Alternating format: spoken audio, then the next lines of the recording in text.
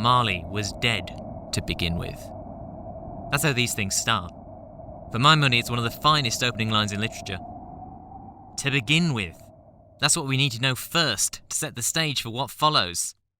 To begin with. Perhaps his being dead is negotiable. The double meaning is one of the writer's most valued tools. And speaking of tools, writers, the writer we're discussing today is an entirely fictional creation with an entirely fictional backstory. While its attributes have been inspired by autobiographical inferences made from another work, I cannot stress enough that no real person's backstory, be they living or dead, went into our main character, and that any similarities to anyone's real life, if there are any, are purely coincidental. His name is Ebenezer Cline, and he is a legally distinct, fair use parody. That's right. We're doing an RPN Christmas Carol!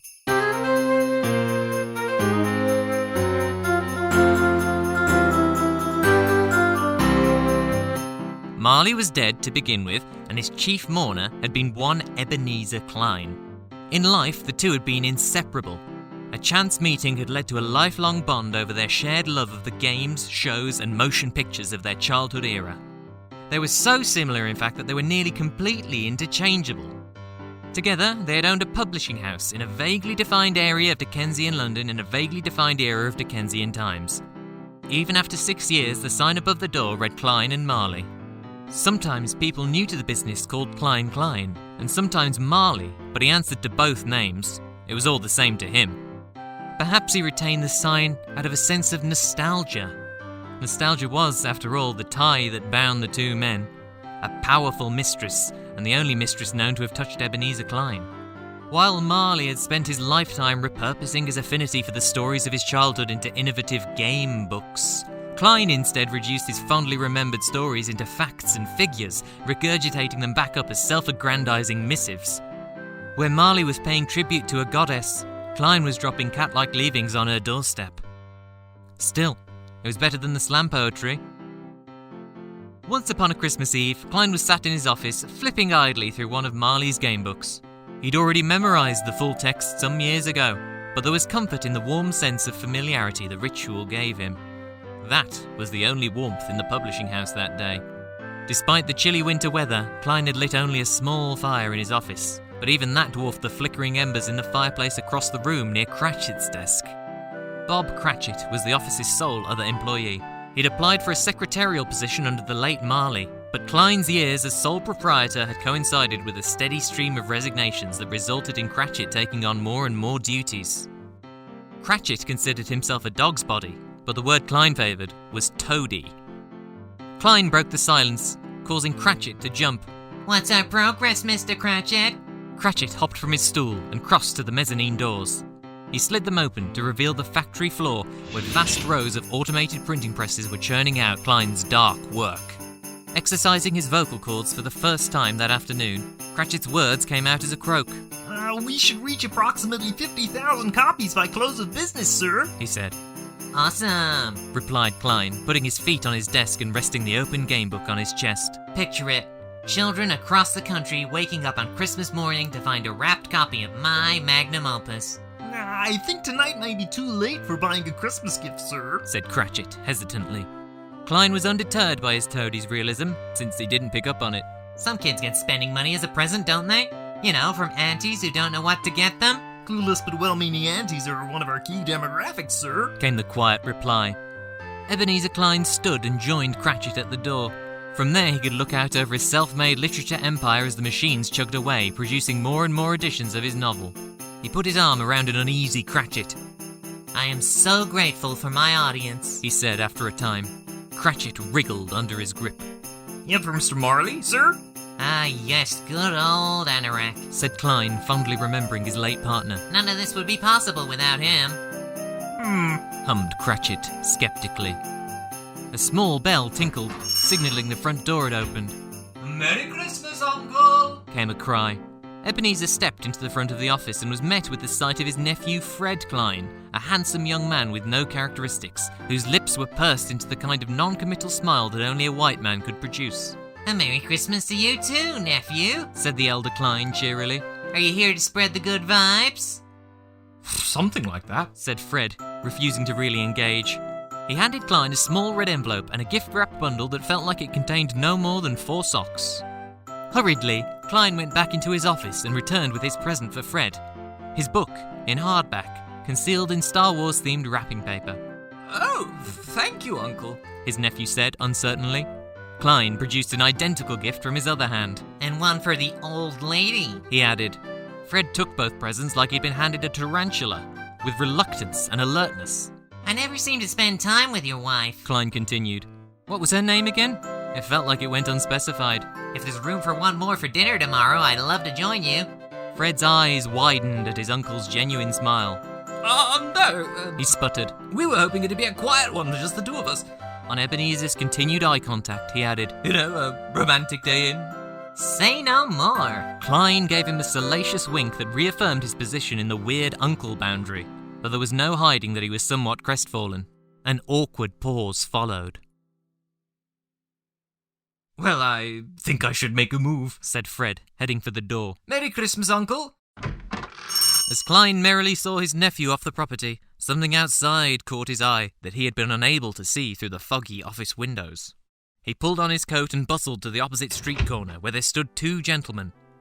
One muttered an oath on seeing Cline's approach. Merry Christmas, gentlemen, said Cline. Mr. Cline, replied the grey-haired gentleman, politely yet firmly. Collecting for the poor and destitute again? Indeed we are, said the gent. A few of us are endeavouring to raise a fund to buy the poor some meat and drink and means of warmth. Do you wish to make a donation? You know well he does, murmured the other fellow, turning away.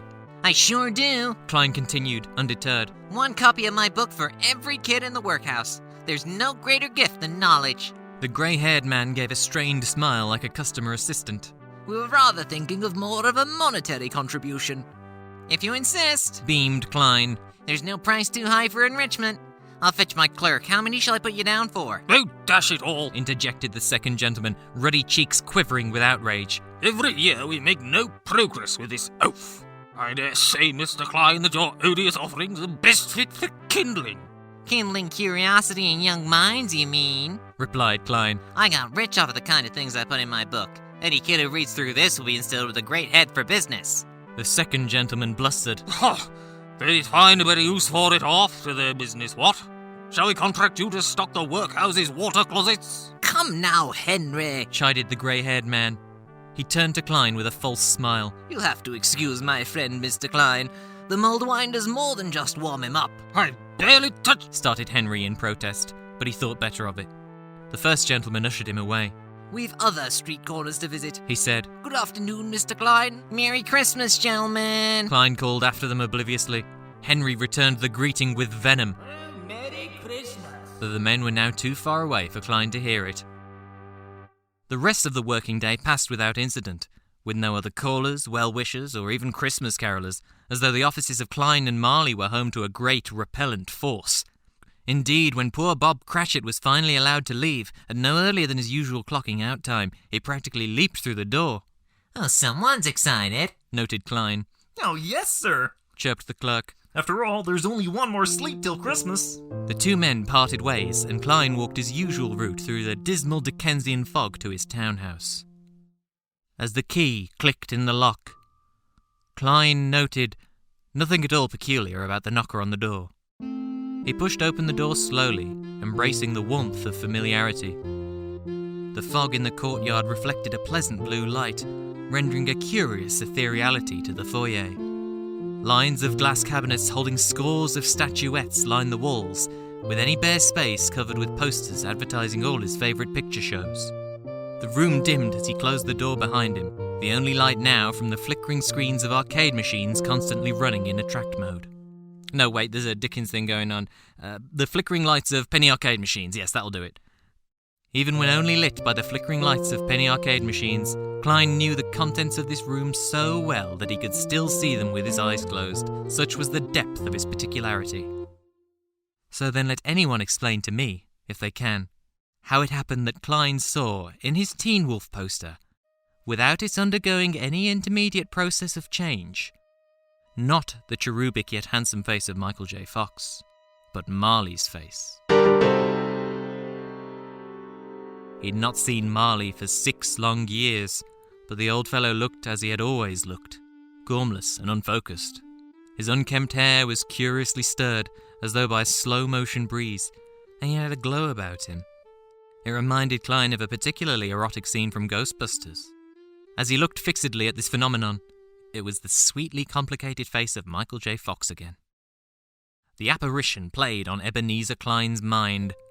With a lit candle in hand, he spent the next half hour securing all the windows and checking under tables to ensure he was alone before he double-locked himself in his bedroom. He sat alone, his only company being a low fire and the cold, indifferent gaze of 2,500 Funko Pops. For the first time, the familiar surroundings brought him no solace. So occupied was his mind with thoughts of Marley that even the distinct and characterful faces of each vinyl figurine reminded him of his late partner. It was in this tense state of mind, sat perfectly upright in his chair, that he noticed something else strange. As his eyes settled on his rare Funko Elephant Man, he saw it begin to move. It was subtle at first, as the figure began to shift weight from foot to foot with a rattle. But he watched, agog, as gradually every trinket on every shelf vibrated as though by an earthquake. The noise was unbearable, growing louder and louder into a cacophony so immense that Cline thought it could likely be heard in space. And then, all at once, it subsided. THX, spoke Cline, to nobody in particular. After he finished congratulating himself on his funny reference, he noticed another noise. The distant dragging of metal across the cellar's floor. He sat, rapt, as the sound droned through the house, across the floors, through the doors, up the stairs. The thing was at his chamber door now. they're here. Cline whined nervously. And then he added, 1982, director Toby Hooper. The dying flame leaped up as a pale figure lurched through the door. Not through the doorway, through the door. Though he glowed with a soft blue light and had an enormous chain clasped around his waist, he otherwise appeared the very picture of the man Cline once knew. The same bedraggled sweep of greying hair, the same trousers of frayed blue denim, the same faded Space Invaders t-shirt. There was no doubt about it. This was Marley's ghost. Who are you? Blurted Cline anyway. The figure dragged itself closer. Ask me who I was the raspy response, particular as he had ever been. Who were you then? In life, I was your partner, James Marley. Can you sit down? Asked Cline, looking doubtfully at him. I can. Do it then. The spectre sat down opposite, as though he were quite used to doing so. You don't believe in me. Observed the ghost, I don't. said Cline. Why do you doubt your senses? Because you're a cool guy, Anorak. Said Cline plaintively. Everyone knows cool guys don't die. Marley scoffed. Perhaps. But given 6 long years of solitude, the time spent thinking has gifted me a great clarity. Perhaps we were not as cool as once thought. Neither of us. Cline heard the information, but his brain refused to process it. Instead, he found his gaze drawn to the link of the great chain that Marley was absent-mindedly fiddling with. What's that thing? He asked. I wear the chain I forged in life, Replied Marley. I made it link by link and yard by yard, and all the time I turned my eyes down from my fellow beings. Is its pattern strange to you? On that last accusatory note, Cline glanced about himself on the floor, expecting to find shackles of his own. The coil you bear yourself was as heavy and as long as this 6 years ago. Continued the ghost. You have labored on it since. It is a ponderous chain. Anorak. Said Cline imploringly. Old James Anorak Marley. Tell me more. Speak comfort to me, James. I have no comfort to give. Marley replied. All I had to give was my vast fortune, which you stole from those less privileged. But the clues in your game books. Retorted Cline. Who else could have solved the scavenger hunt but Ebenezer Cline? Who else had the chance? Bellowed the ghost. He stood and clanked the chain hideously, as though the outburst had agitated his condition, and then he flung it heavily upon the ground again. Marley sighed and deflated back into the chair. All I wanted in life was to make others understand the love I had for popular culture, and in death, to gift my most dedicated scholars the means to lift themselves from destitution. Now all I can do is watch as you sit fatly upon my treasure, filling your coffers by selling the annotated journey of your victory to those that could have benefited from it. But what can I do? Pled Cline, trembling. More charity donations? It would be a hollow gesture without first learning the error of your ways. Responded Marley. You have but one chance and hope of escaping the incessant torture of remorse such as this. A chance and hope of my procuring, Ebenezer. Oh, Anorak, thank you. Cline cried. You always were a good friend to me. You will be haunted Resumed the ghost. by 3 spirits. Cline's face fell. Is that the chance and hope you mentioned, James? He asked in a faltering voice. 3 is the magic number, Said Marley. and without their visits you cannot hope to shun the path I tread. Expect the first tomorrow, when the bell tolls 1. Do I have to? Expect the second on the next night, at the same hour. Can't I just take them all on one night and have it over, James? Hinted Cline.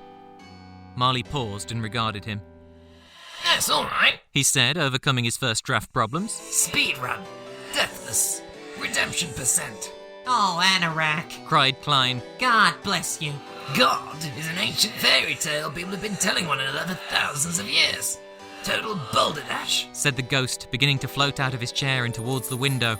Cline followed as Marley gently bobbed away, the window gradually opening as they approached it. Before long he was at the sill, watching as his old partner drifted to join rows of similar phantoms wailing mournfully in the black sky. As a group, they began to drift laterally, back and forth. It was slow at first, but the speed of movement increased as each ghost faded away into the ether, and before long one lone spirit was zipping across the heavens before it vanished with a puff. Gaining no comfort from having his belief in atheism reinforced, Cline collapsed on the bed without undressing, and fell asleep upon the instant.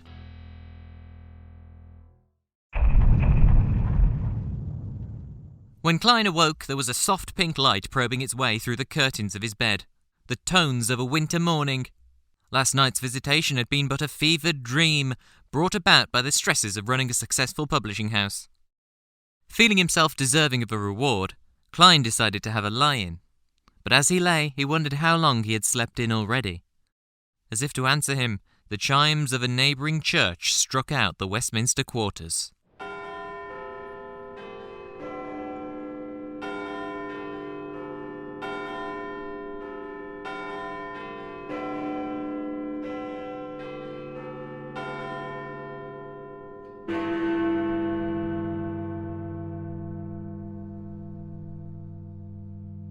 He waited for the final bell to sound again, but nothing came. It had struck once only, which meant he had either slept in until an uncharacteristically pink afternoon, or it was 1 in the morning, and there was something in his room. Trembling, he sat forward on the bed and into a crouch. His shaking hands grasped the curtains and slowly drew them open.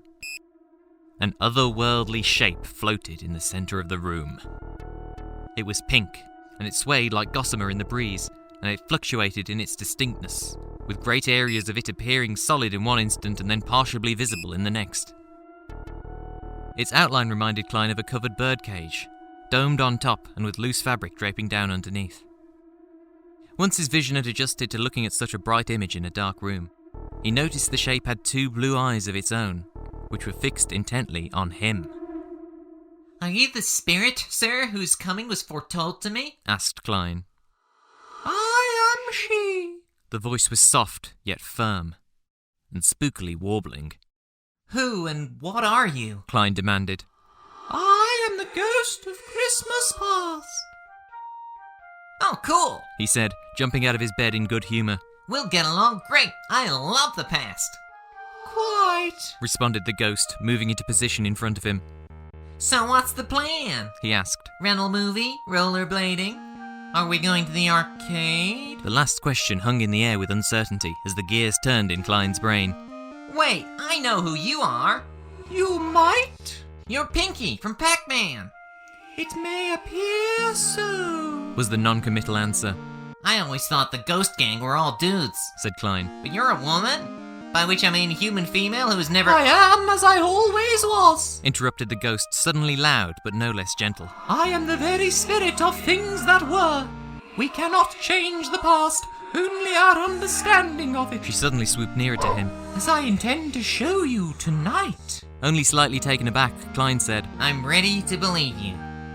Then he muttered, Ghostbusters, 1984, Ivan Reitman. Come, said the ghost, and she turned away. The door to Cline's chamber opened on its own, but beyond the blue frame was only pitch darkness. The ghost glided through, and Cline was compelled to follow. After a few steps into the tunnel, he came to a door that had suddenly sprung upon him, like in a video game with a short draw distance. It was light oak in colour, with 6 panels and a gold door knocker in the shape of a gargoyle's face. I know this door, he said. Before he could reach for the ring in the gargoyle's mouth, the door creaked open on its own into a living room.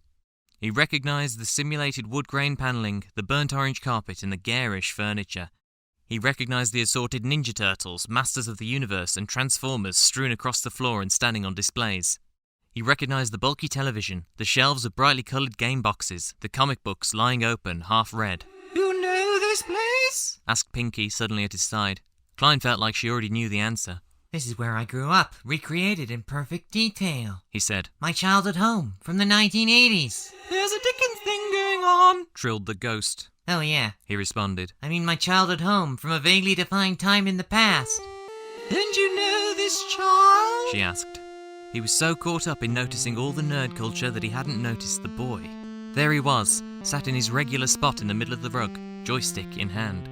With his thick glasses, his high-waisted jeans, and the brightly coloured braces over his Asteroids t-shirt, there was nobody else he could have been. Of course I know him. Said Cline, absent-mindedly. He's me. He watched for a moment as his younger self guided his game character, a 4-pixel square, around a labyrinth on the screen. That was from Star Wars. He added. I know. She said. Bernie, sweetheart. Came a familiar voice from the other room. Mom! Gasped Cline. Cline's mum entered the room, exactly as she was that vague number of years ago. She wore a garish floral collar dress with a belt at the waist, and her voluminous hair framed her head like a lion's mane. She held a plate in one hand and a plastic cup in the other.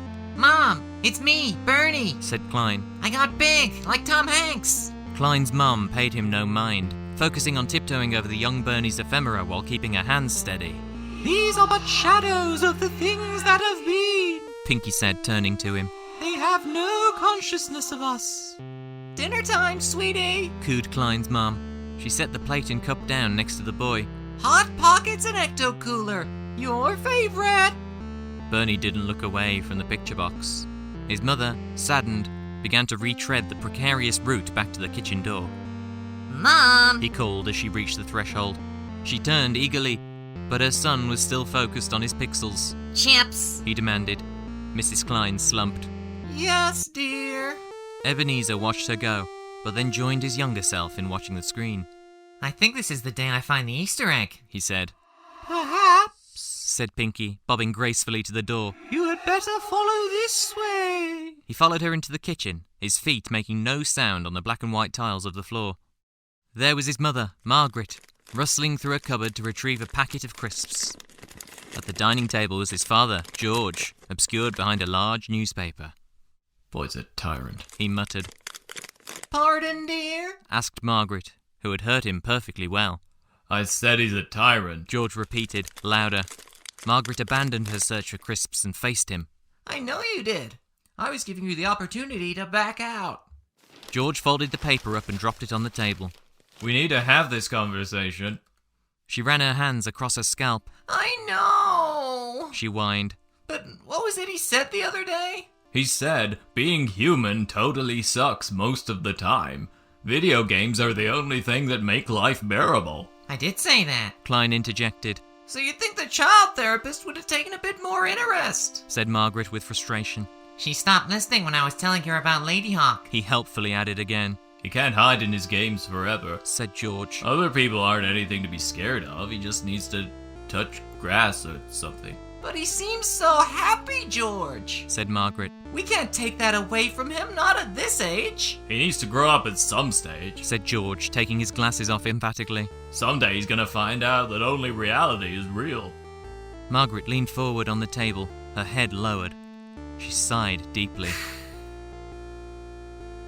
Not to pour it on, but speaking of reality, Continued George. have you read the mail lately? Margaret looked up at him downheartedly. What now? The video games have put the electricity bill through the roof, He said. and the comics and toys have took a chunk out of the bank balance. He's bankrupting us. Margaret's eyes watered. All George could say was, Yeah. Margaret sat at the table and put her head in her hands. What are we going to do? She whimpered. They sat in silence. Perhaps Said Pinky. this exchange gives you more context for your solitary childhood. She turned to observe Cline, but he was no longer in the room. Mr. Cline? She called. Cline? Cline wandered back in from the living room. Hey, check this out. He said, proudly proffering her a solved Rubik's Cube. Were you even listening? He paused, trying to gauge the social cues of a floating shape with only a pair of facial features. Which part? He ventured. Pinky rolled her eyes. Very well. Another Christmas. She cried. This one should offer you something to keep your interest. With that, she glided over to another open door with another empty void beyond it. Cline set the cube down on the table near his sobbing mother and followed her through.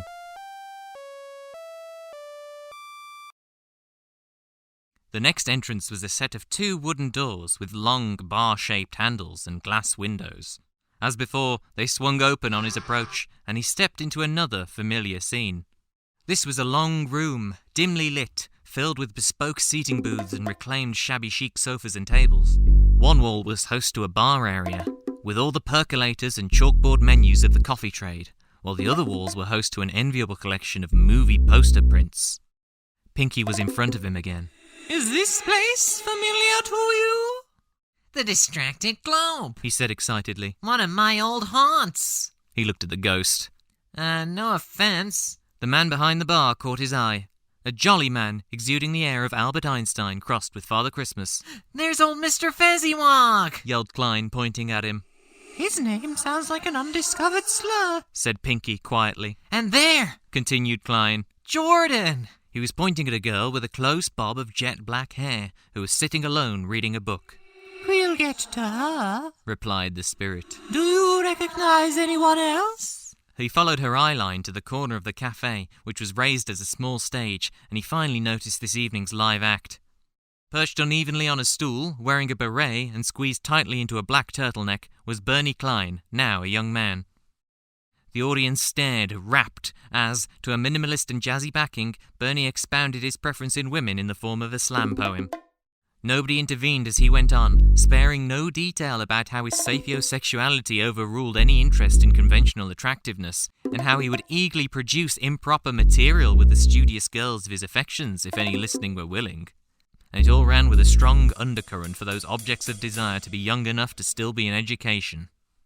Once the poem had finished, the cafe was dead silent, except for the euphoric clapping and whistling of the elder Ebenezer Cline.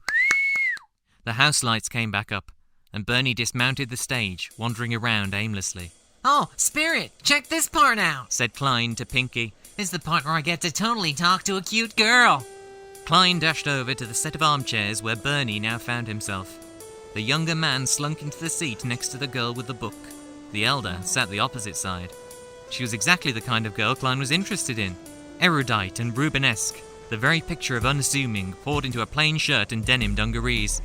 Who comes to a cafe to read a book? Ventured Bernie, nervously, by way of a pickup line. She looked at him over her copy of Looking for Alaska. I do, She said, and went back to reading.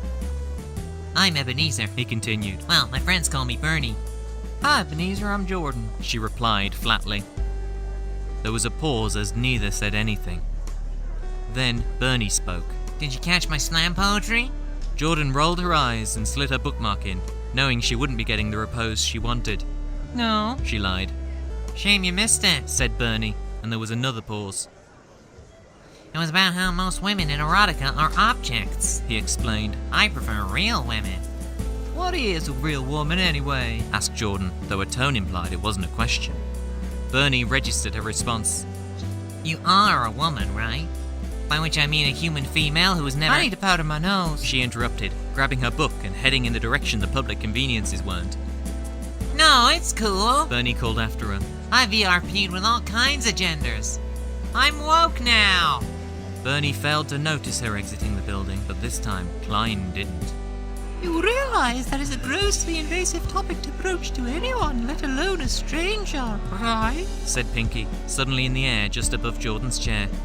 She actually left. Said Cline, despondently. I waited all night for her to come back with a powdered nose.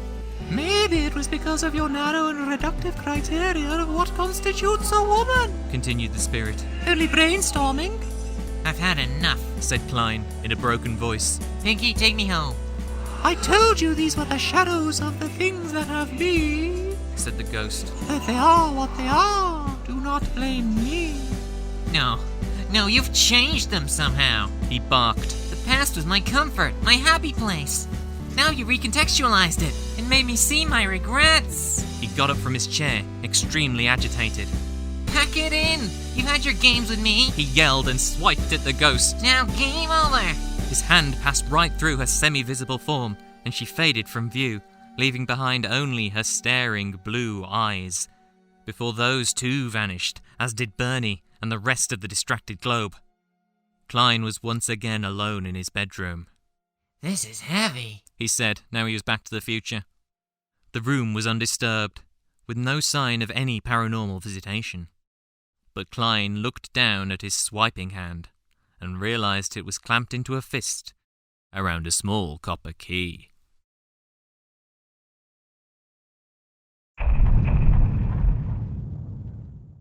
At this twilight time, especially on Christmas, one may reasonably expect a silent night, at least for the God-fearing folks of Dickensian times.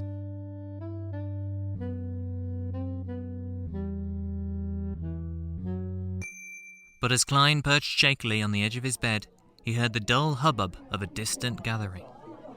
Light beamed through the gaps around his chamber door.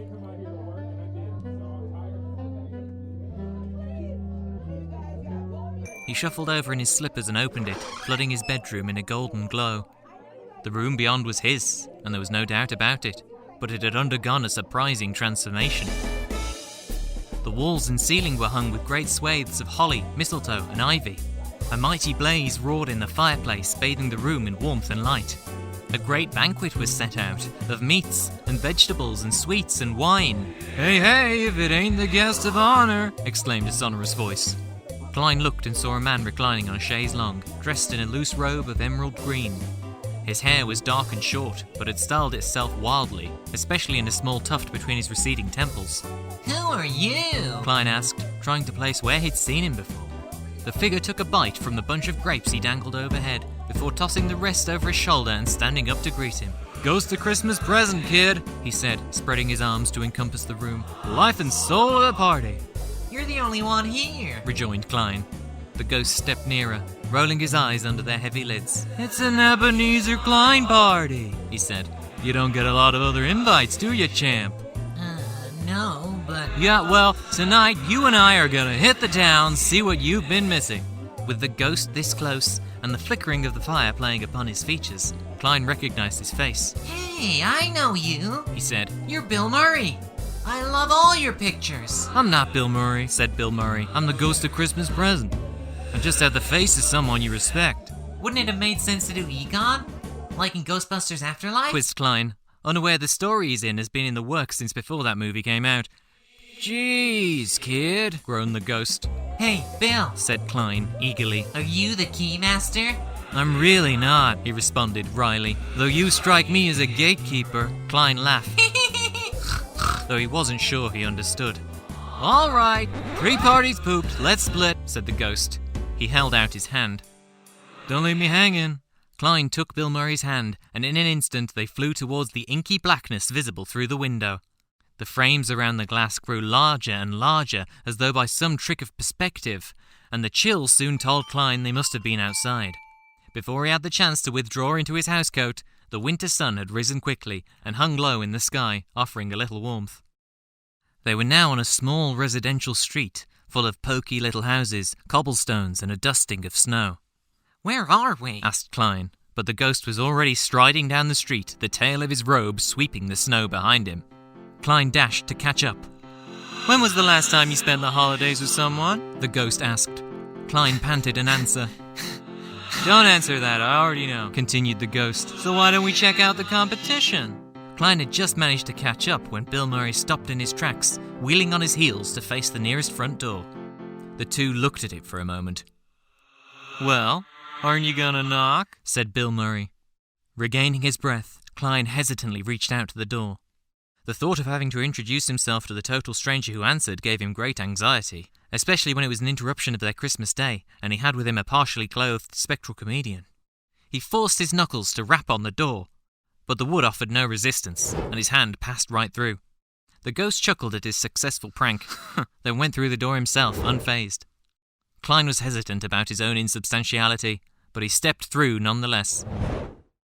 Inside was a small, humble home that could have had no more than 4 rooms. It was alive with excitable children, all of whom were dressed in rags and hand-me-downs. Over at the oven was a Rubenesque woman in a poorly kept dress, though she titivated herself with 6-penny ribbons. Cline recognised her as Mrs. Bob Cratchit. Losing interest in this family Christmas, Cline looked around at the living-cum-dining room he found himself in. Paint was peeling from the bare walls. None of the furniture matched the rest. What few shelving units there were had only small collections of well-worn chance glass and books on housekeeping. Where are all their posters? He asked. Bill Murray looked up at him, his finger dipped in a ramekin of sage and onion stuffing. "Hey, stay on target, hotshot," They don't have any games or action figures. continued Cline. No statues, no busts. "Pretty impressive one over here," droned the ghost as the buxom housewife laid the table around him. This was not appropriate behaviour, but unfortunately it was in character. There was an eruption of excitement as the eldest daughter, Martha Cratchit, returned from work. She regaled her family with tales from her day at the gruel factory, teasing the eldest son, Master Peter in his father's conferred shirt, that he too may one day join in the business. Cline wasn't interested. They weren't talking about nerd culture at all. Another flurry broke out as Bob Cratchit hopped in, enervated from his jaunt back from church. Out of breath, he joyously croaked a Merry Christmas! His family returned the greeting. Merry Christmas, Mr. Cratchit! Squealed his wife, giving him a kiss on the cheek. Cline was just about to zone out and daydream about the Goonies when Mrs. Cratchit's next question shook him out of his reverie. And how did our little Sprague behave? As good as gold and better, said Cratchit. As the clerk kept talking, Cline was distracted by the carrying satchel at his hip, from which Cratchit now lifted a baby. He was tiny and swaddled in brown cloth that 2 little explorative hands emerged blindly from. He was very much a product of his parents. His skin tone and small nub of a nose took after his father, and the prominent ears and peach fuzz of his mother. But his eyes were unique, large and inquisitive, with very little white visible, like a cat looking at a toy. He's beautiful, said Cline. "Who, the baby?" asked Bill Murray. So reflective of his forebears, but with such an injection of new life. A promise of new things to experience, but not without reverence for what came before. "Geez, man, it's just a baby," responded the spirit. Cline wouldn't hear of it. Even as the Cratchit family served their Christmas dinner of a meagre goose and selection of vegetables, they had so little, but they were so pleased to have it. Cline's eyes remained fixed on the baby in the high chair, with his small serving of mashed potatoes and sippy cup of juice. Cratchit proposed a toast. A Merry Christmas to us all, my dears, and to Mr. Cline, the founder of the feast. The founder of the feast, indeed, oinked Mrs. Cratchit, reddening. I wish I had him here. I'd give him a piece of my mind to feast upon, and I hope he'd have a good appetite for it. My dear, said Cratchit. The children, Christmas Day. You know full well that Skinflint would have you working every day if he could, answered Mrs. Cratchit. All he does is take and never give. You get 15 shillings a week to do the work of 50 men while he sits on his rear and does nothing. She huffed through her snout of a nose. Plus, he's a bore and a chauvinist to boot. She's calling me a bore? Cline said to the ghost, implicitly insulting the woman's appearance. No, I don't think we will drink to the health of Mr. Cline, she continued, raising her glass. Instead, let's drink to us. God bless us, everyone. The family re-echoed her sentiments. God bless us, said Cratchit. He looked dolefully at the baby, seated to his side. And God bless you, baby Grogu. This put Cline on edge. What did he mean by that? What's wrong with the baby? You are fixated, deflected Bill Murray. Is he sick? What's wrong with him? He quizzed frantically. What's wrong with the baby, Bill Murray? Is he gonna die? All right, whined the spirit. If things keep going the way they're going, there's gonna be an empty high chair next season. This shook Cline to the core. We can't let that happen. You can't let that happen. It's out of my hands, dude, the ghost responded. Take it from somebody who's been Scrooged before. Change starts at home. Cline reached out to touch the baby, brush his little head, but his hands were incorporeal. He's beautiful, he cooed. Okay, this was a bad idea, said Bill Murray, hooking his hand into the crook of Cline's arm. What do you say we had another party? Would you like that? I like to see the baby. Bill Murray rolled his eyes, and before Cline could respond, he was being pulled out into the streets like gravity had no effect on him. Cline had never been in this neighborhood before, but the way the ghost was navigating it seemed illogical to him, as the buildings whipped by too quickly and each turn of a corner should have looped their route back around on itself countless times. Then the spirit came to a sudden stop, and Cline was flung to the ground at his feet. Now where are we? He grumbled, getting up and wiping the snow from his glasses. He needn't have asked, as he recognized the modest townhouse almost immediately. Oh, Fred's house, he said. We better not go in. Fred told me he was stuffing the turkey today. With all of them? Said Bill Murray. He gestured to the window, through which they could see a healthy number of visitors merrily milling about. All right, said Cline. But if there's a wassail bowl full of keys, I'm out of here. They stepped in, walking into a house full of revellers. There wasn't a single room that didn't have at least 2 people in, leaning against the wall, holding a glass of punch and shooting the breeze. Jaunty, festive, and most importantly, public domain music echoed through the house. Cline followed Bill Murray through to the parlour as the spirit pilfered hors d'oeuvres from visitors' paper plates and dunked them into the classic dip selection with deadpan glee. There, he found a group of cool-looking young adults who would surely find him relevant and relatable if given the chance to know him because he wasn't that old. The group seemed to be playing a game where somebody would pick a Christmas present from under the tree and try to guess what it was before it was unwrapped, based on its addressee and sender. Cline had entered at the very end of a round where a young lady had laughed at tears after unwrapping a pair of slippers shaped like horses. Fred stepped up to the plate next. Ladies, gentlemen, and all the rest, he said like a compere. It gives me great pleasure to present you the easiest round of this game. With that, he eagerly crossed to the tree, returning holding the gift his uncle had given him earlier. He waved it around in his hand to the guests. Observe the size, the shape, the density, he said, knocking on the present with his knuckles on that last one. The assorted crowd called out their observations, but one voice piped up higher than the rest. What's the paper? It was Fred's wife. What was her name? It remained unspecified. As if you have to ask, grinned Fred, showing her the wrapping paper, which was adorned with the Star Wars logo and assorted characters, from the original trilogy, naturally. Star Wars, she said in recognition. Cline stopped to look at her while she was remembering something from the past, as that was his favourite quality in a person. She wasn't unpleasant to look at, though she was far from Rubenesque. Hardly a real woman at all. Clara continued, That man thinks of nothing but Star Wars. Star Wars, crooned Bill Murray, striking the piano into action. Nothing but Star Wars. I like Star Wars, said Cline defensively. Not that there's anything wrong with Star Wars, said Lily evenly, getting Cline back on side. He's just a bit fun, that's all. What's your guess, darling? Fred asked. Your Uncle Ebenezer, of course, she replied. The crowd jeered. I think you're being quite unfair to the old man, she chided. You wouldn't say that if you knew him, responded Fred, allowing a dark look to cross his face for an instant before returning to his jollity. My darling wife is correct, of course. To whom is this parcel addressed? One of the group called out that it was Fred himself. He made an exaggerated gesture of reading the tag, as though adjusting for long-sightedness. To my dear nephew Fred, he read. Stay gold pony boy. Not sure what that has to do with the situation at hand. The room was already in high spirits, so they chuckled. He's only trying to be thoughtful, said Frida. Oh yes, very thoughtful, darling, responded Fred, dashing to the tree once more. That's why he sent 2 of them. The room erupted in laughter. No way, giggled Millicent. Is that for me? Let's take a look at the tag, said Fred, ever the showman. Dear Fred's wife. This brought the house down. Cline crossly marched over to Bill Murray. What the hell is this? He yelled, trying to be heard over the commotion. The spirit looked back at him, and his eyelids seemed to be heavier than they were before. The consequences of your actions, sport. His gaze flicked back to Fred, and Cline turned back around. Fred was forlorn, looking down at the present. Dear Fred's wife, he repeated. I would love to spend more time with you, my only surviving family. Oh, sweet, said Bess, softly, putting a supportive hand on her husband's. Should we have invited him after all? No, Fred murmured firmly. He made his bed every time he was at a movie instead of my birthday. Or when he played his arcade machines instead of explaining where I came from if he's an only child. He missed our wedding because he was busy watching the Snyder Cut. Fred excused himself and left the room, followed soon after by Mary. The party tried to return to full swing, but it managed half a swing at best. He means at the theatre. Offered Bill Murray, remembering there was a Dickens thing going on. And penny arcade machines. And the Snyder Cut is... oh, whatever. Jesus Christ! Hissed Cline. Did you spirits all just conspire to show me that everybody hates me? That's how these things work, kid. Said Bill Murray, standing by his side, his voice deeper somehow. You gotta make a change. Maybe things will go a little differently. Cline looked at him. The ghost was different now.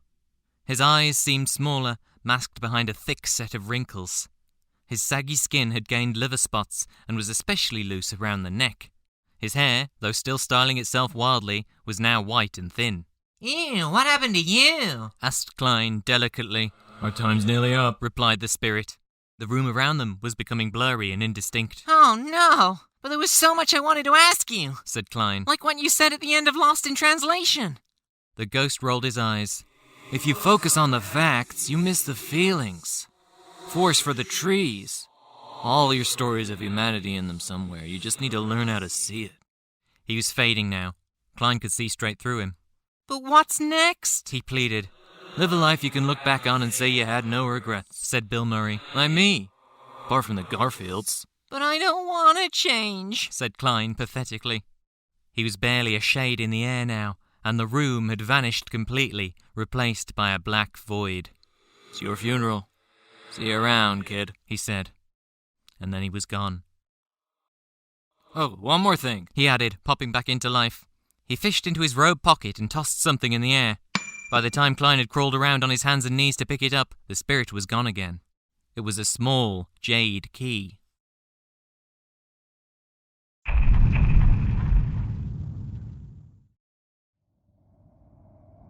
Snow began to fall in the void.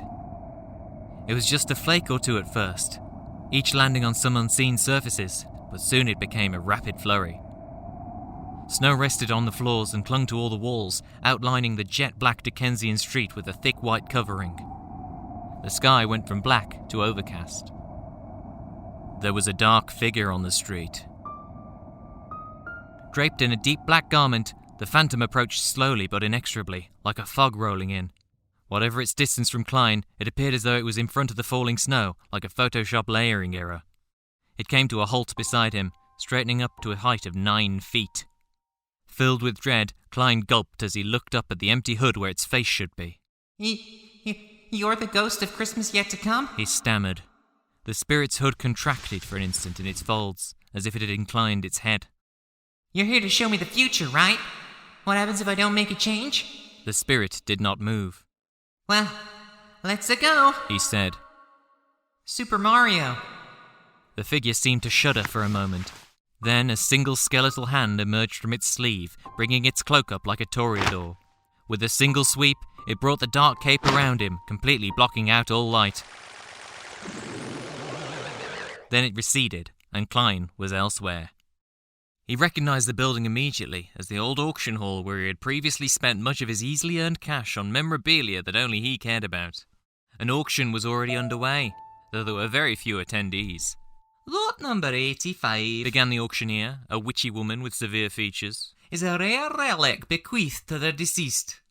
While ostensibly for transport, this item has rarely been on the road, as it was considered so valuable and precious by its previous owner, who died tragically after diving headfirst into a pool of gold coins. Oh, this is a terrible accent. Gentlemen! With that final call, 2 assistants brought out the relic, which Cline recognized instantly. It was Marley's ornate 4-wheeled carriage that had since passed into his own collection. As you can see, she continued, the body of the carriage has been reinforced with steel plating and modified to feature gull-wing doors. Themed lanterns in the cab and on the front shaft call to mind the works of Zemeckis and Hasselhoff, and the item has been decorated with the roundel of a team of paranormal exterminators. Also included in this lot is a small metal device of unclear purpose. That's the oscillation overthruster, shouted the outraged Cline. Doesn't she know geek culture when she sees it? That's Marley's carriage. My carriage. What stiff did I bequeath it to? Answers were not forthcoming from the Phantom. Unfortunately, the carriage is noted to function poorly in its intended purpose, and it demonstrates the lack of upkeep characteristic with the pre-stainless steel era of its Dickensian origins. She looked up over her glasses at the small crowd. Ladies and gentlemen, bidding starts at £50. £50? Yelled Cline. It's worth over 5 times that much. The auctioneer chanted, but there were no bids. We are willing to meet you at £25. Come, gentlemen, surely one of you can turn this DeLorean into a Restorian. Cline raised his hand, but the spirit slapped it down, producing a sound like a xylophone. £10? £10? She asked. We're already sick of having this monstrosity in the yard. A lone tradesman stood and offered her 10 bob, telling her the wagon would only be good for scrap. 10 shillings to the gentleman who volunteered too much information during an auction, said the witchy woman. Do I hear 15? You should, said Cline, but nobody could hear him. 10 shillings going once? That's my trademark time-traveling, ghost-busting, night-riding, matter-penetrating DeLorean! Going twice? Sold to a man who cut her up for parts! Sold! Cried the witchy woman, banging her gavel. The gentleman who cut it up for parts. This is the worst day of my life, said Cline, with his priorities definitely in order. Thank you for your business, sir, she said. And may I say, this will be a finer use for it than being a collection piece for a petulant child. Child? He asked, turning to the spirit. Is that who I gave this thing to? The baby? The Phantom had no visible eyes, so Cline couldn't tell it was rolling them. Spirit, take me to the baby, he implored. I want to see the baby. The figure once again drew up half of its cloak and enveloped Cline within. When he could see again, they were in the front room of the Cratchit household. Trying not to get distracted by the lack of pop culture ephemera, Cline scanned the family while they were quietly sitting at the dinner table, but none of them matched the profile and complexion of young Grogu. Oh, thank Dawkins, he sighed. I must have saved him from this hovel. He looked to the ghost. You've got your wires crossed. This was his previous address. The spirit raised its single bony hand and pointed to the table. The usually cheerful family were eating slowly, the only sound being that of cutlery against plates. Then Cratchit spoke. I met a kindly gentleman on the walk home. His croaky voice trembled. Young Mr. Fred Cline and his wife. I'd scarcely met them but once, but his hearty condolences.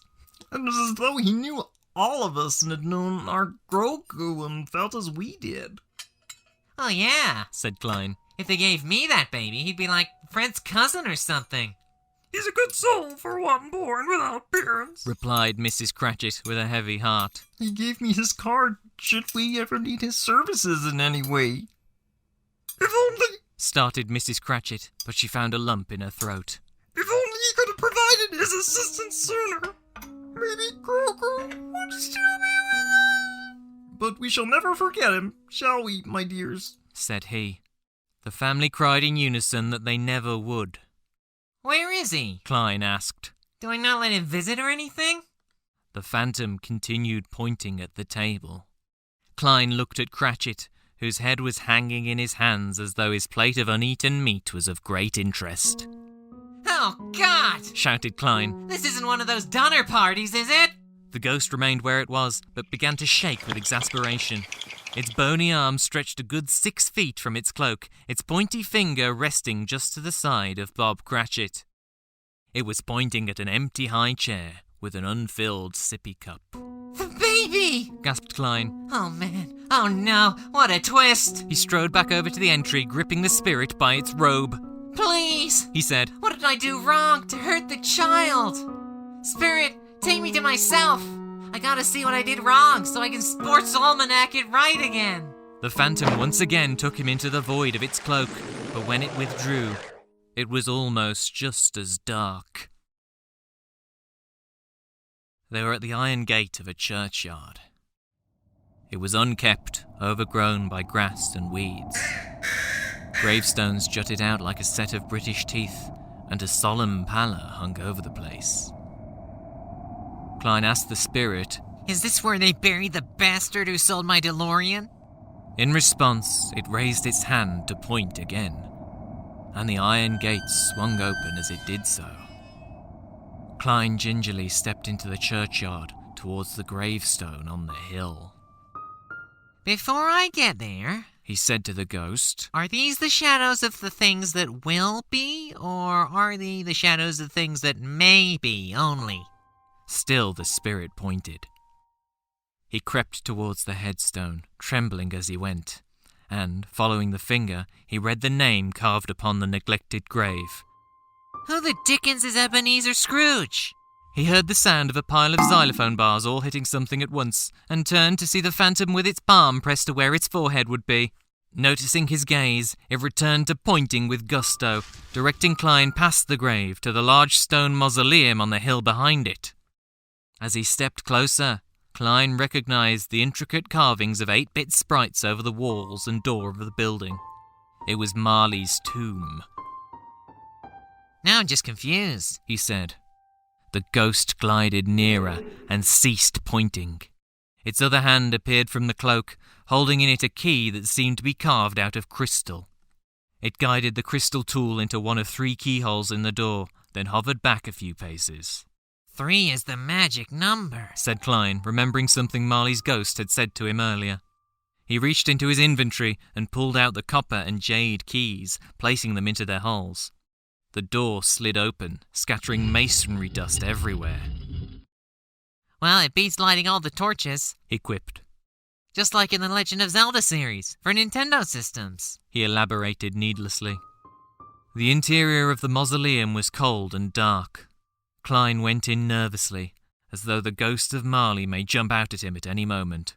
Here we are then, just a guy standing in a tomb, he said. What am I supposed to be seeing? He crossed to the great stone casket that was adjacent to the left wall. Here lies dear Anorak, a cool guy despite how he died. The spirit was a silhouette in the doorway.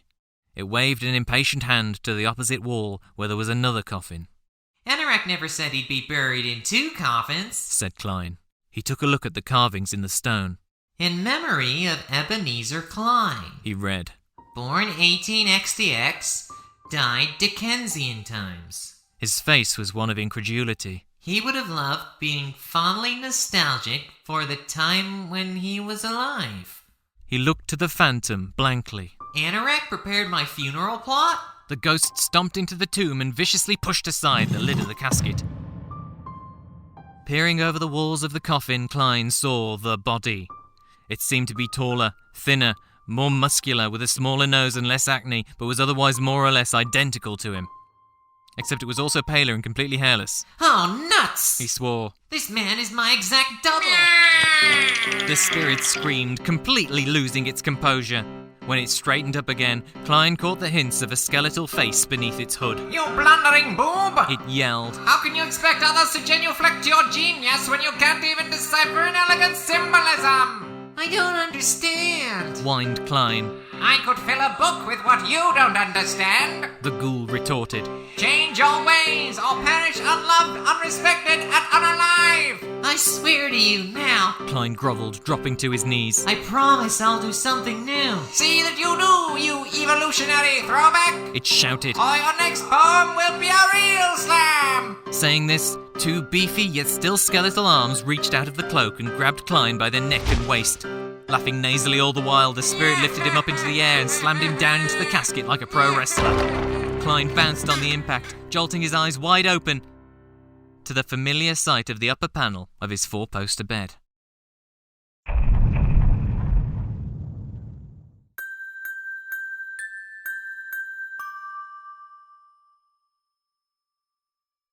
Yes, the bed was his own. The room was his own. The Funko Pops were his own. Best and happiest of all, the time before him was his own to make amends in. He scrambled out of bed and did a merry jig. The spirits of the past, the present, and the future shall strive within me. God bless you, James Marley. As this old partner crossed his mind, he considered Marley's stipulation of a deathless speedrun. In his fervour, he wasn't even sure what day it was. He shunted his bedroom window open to a clear, bright, jovial morning and helloed a passing urchin. What's today? cried Cline. Eh? Returned the boy. What's today, my fine fellow? Said Cline. Today? Replied the boy. Why, Christmas Day! It's Christmas Day! Said Cline to himself. I did it all in one night. Redemption %. He called to the boy again. And what year is it?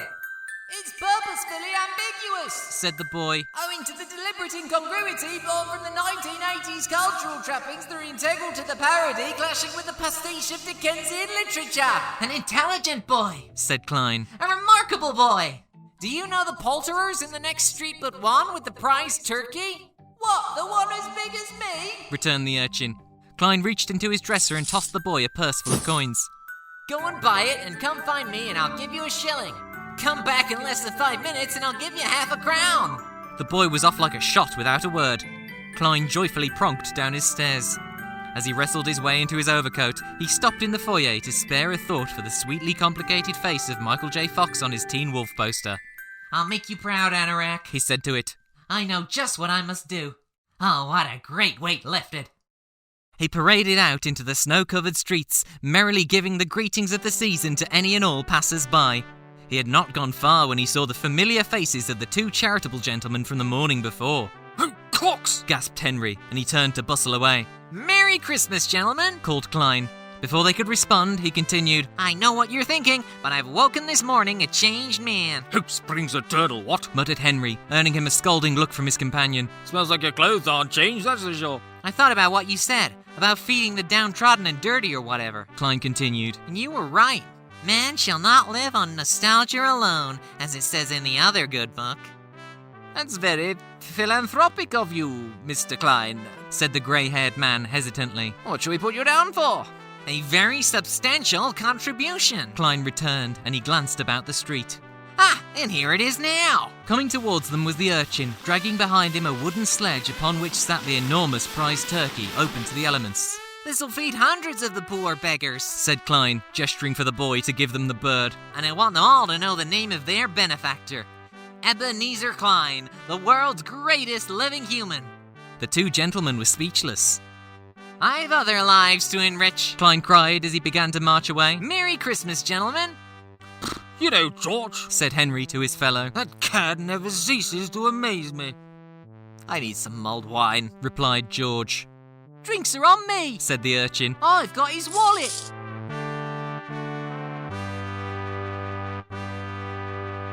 Cline trekked his way to the residential street that homed the Cratchit family, shown to him by the ghost of Christmas present. He stood on the curb with jittery anticipation. This is where it would all change. It's baby time, he said to himself, and he kicked the door open. The Cratchit family burst into a frenzy of activity. Bob Cratchit leaped to shield Grogu. Martha and Peter attended to their younger siblings. Mrs. Cratchit reflexively grabbed the nutcracker from the dining table to defend herself. Merry Christmas, Cratchits! Yelled Cline. But Mr. Cline, Stammered Cratchit. what brings you to our humble abode? Ghosts! Said Cline. Cratchit and his wife looked at each other fearfully. What is he doing, Bob? She said through gritted teeth. I don't know, my dear. He whispered. I've always said he sees things differently To us folk, but I've never seen him like this. It's the season of giving! Cline continued, not hearing them. He pulled a stack of his novels from his carrying bag and plopped them on the table. There was one for each member of the family. I give to you, Martha, the means to escape the gruel factory. I give to you, Peter, a head start in business. And dear Grogu, where is the boy? How does he know all this? Hissed Mrs. Cratchit. How does he know where we live? I don't know. Cried Bob Cratchit. He's never shown interest in us before. Recognizing the phonemes of his own name, the tiny baby strained to see around his father's slight frame. Ah, dear sweet child, Said Cline in a world of his own. to you I give the gift of a new home. Mrs. Cratchit stepped between the child and the man-child. I don't know what you think you're playing at, sir. She growled, prodding him in the chest with the nutcracker. But you've taken enough from my family. I'm playing at saving you. Said Cline, stalking around the room. The ghosts were quite clear that I need to make a change, get some posters on your walls, and the baby wouldn't die. Mr. Cline, I think the merriment of the season has overcome you. Offered Cratchit meekly. Perhaps you should retire to bed until you feel better. Pipe down, Bobby. Said Mrs. Cratchit, showing him the nutcracker in her hand. I've I've a good mind to introduce this tool to a tool of another kind. I've never felt better! Cline cried, spreading his arms and accidentally knocking the chance glass from the cabinet. He was too entranced to notice. It just took me all night to realize what change I had to make. Cline? Honked Mrs. Cratchit, approaching him again. Mr. Cratchit, can't you control your sow of a wife? Mrs. Cratchit gasped, brandishing the tool again. Cline! She barked. We don't want you or your book here! Of course not. Nobody wants yesterday's model. He bantered as though this were all a game to him. That's my big change. That's how I'll fix things. He smiled a serial killer's smile. I'll write a sequel. His words hung in the air. The room fell silent at his big declaration. Nobody knew where to look.